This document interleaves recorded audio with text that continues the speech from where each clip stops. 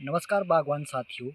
आपने एक कहावत सुनी होगी, an apple a day keeps the doctor away.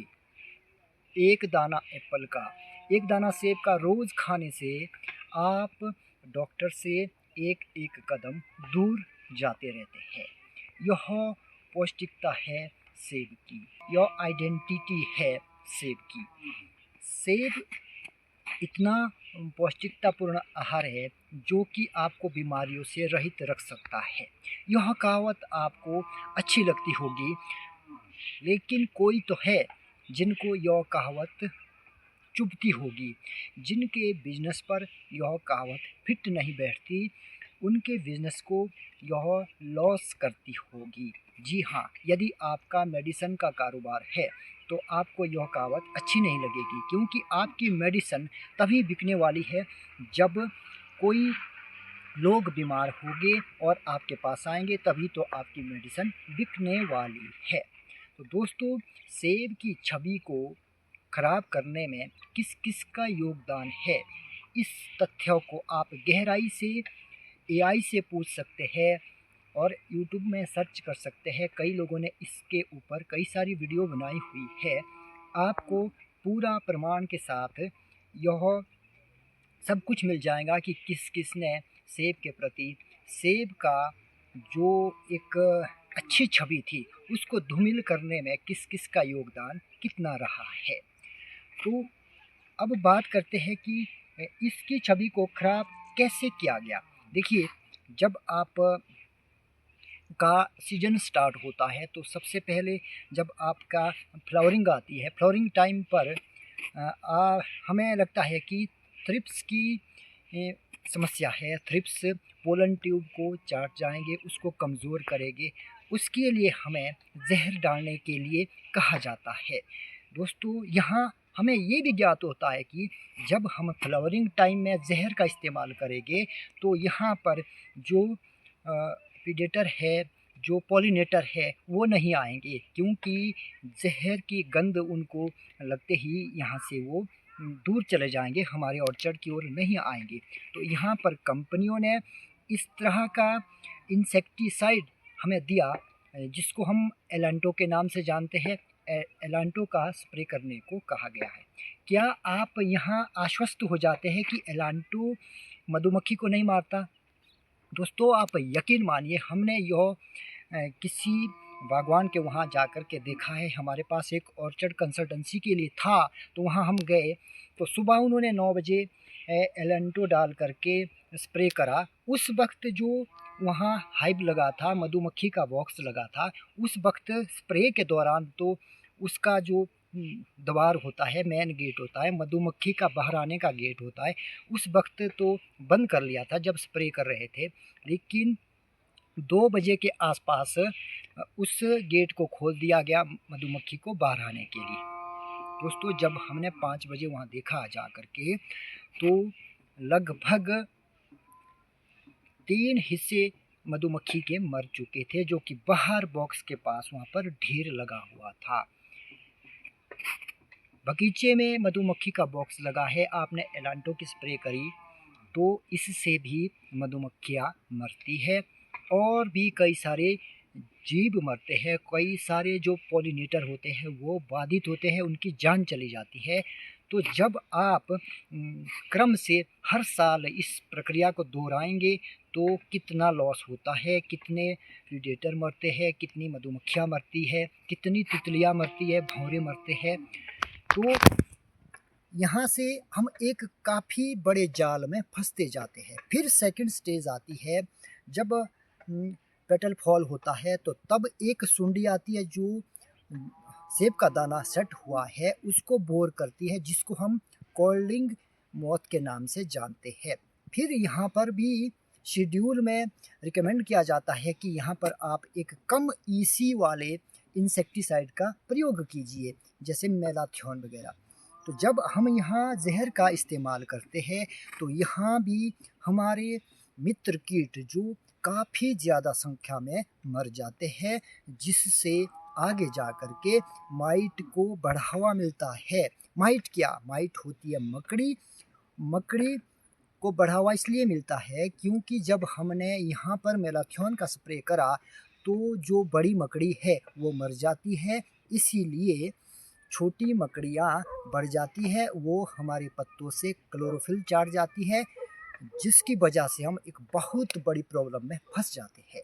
तो दोस्तों, इस षड्यंत्र में बागवान फंसता जाता है क्योंकि बागवान ऐसी सिचुएशन में है कि बागवानी के लिए हमने उस आदमी को सुनिश्चित करा जिसने स्कूल नहीं पढ़ा।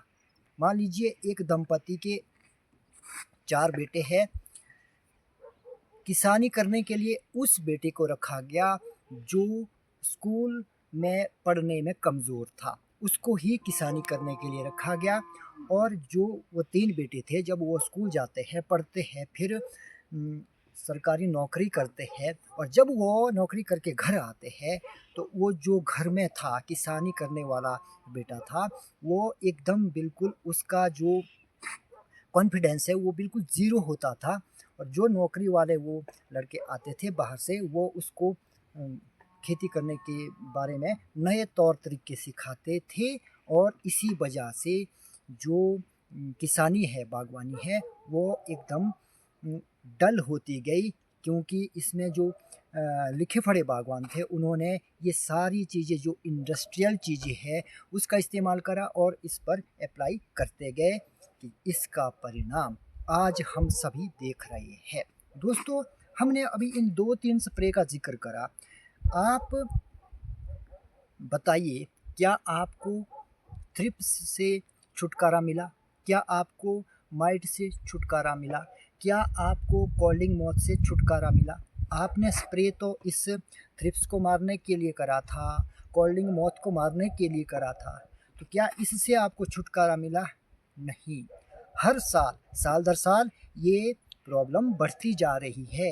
यदि आप प्रीवियस ईयर में आपके पास थ्रिप्स की प्रॉब्लम कम थी, तो आने वाले साल में यह 20%, 30% बढ़ती है।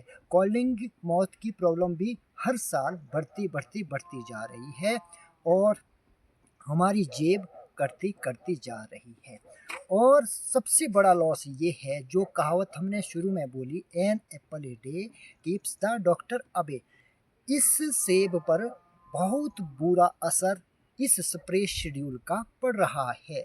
जब यह स्प्रे शेड्यूल के बारे में हमारा कंज्यूमर सर्च करता है तो उसके दिमाग में, उसके सबकॉन्शियस माइंड में यह ज़रूर आता है कि जब यह सेब उग रहा है उस वक्त में इस पर कितने जहर का स्प्रे किया जा रहा है, और इस सेब के दाने में जहर के अंश ज़रूर पड़े होंगे।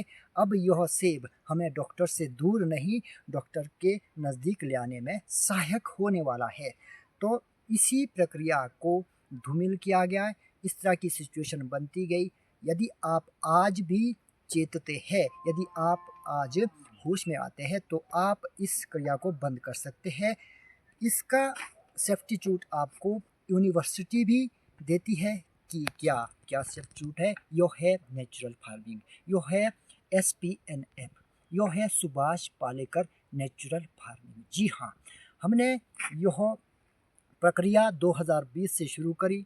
हमने एक बहुत बड़ा डिसीज़न लिया, हमने सारे इंसेक्टिसाइड को एकदम ख़त्म करा, साइड में रख करके हमने एक बड़ा डिसीज़न लिया कि चलिए अब हम जहर को हाथ तक नहीं लगाएंगे, सेब को प्राकृतिक तौर से उगाएंगे।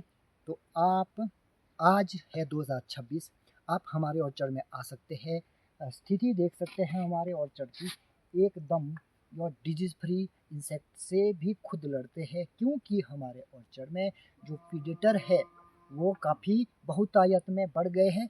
और जो आप प्रीडेटर को जहर डाल करके मार रहे थे, तभी तो आपका पौधा कमज़ोर बनता है। हमने केवल उन प्रीडेटर को मारना बंद करा और सेब ने सरवाइव करना शुरू कर दिया है। दोस्तों, इतना स्मार्ट है पौधा कि यह हमारी अब्सेंस में अच्छे से ग्रो कर सकता है। हम तो इसकी ज़िंदगी में, इसकी लाइफ में केवल प्रॉब्लम ही क्रिएट करते हैं। पौधे को हमारी ज़रूरत नहीं है। सच्चाई यह है कि हमें पौधे की ज़रूरत। हम आप सेब की छवि को धूमिल ना होने दें, इसको नेचुरली उगाए, तभी जाकर के आपका कंज्यूमर इसको अच्छे से एक विश्वास के साथ ले पाएगा और आपको वो एक अच्छे दाम दे सकता है। एक विश्वास के साथ जब आप इसको इस विश्वास के साथ उगाएंगे, नेचुरली उगाएंगे, तो आपको एप्पल उगाना एक प्रॉफिट का सौदा बनेगा और इस इंडस्ट्री को आप कहीं आगे ले जाने में सफल होंगे। तो इस वीडियो में इतना ही लेता हूँ आपसे इजाज़त। नमस्कार, जय हिंद, जय भारत।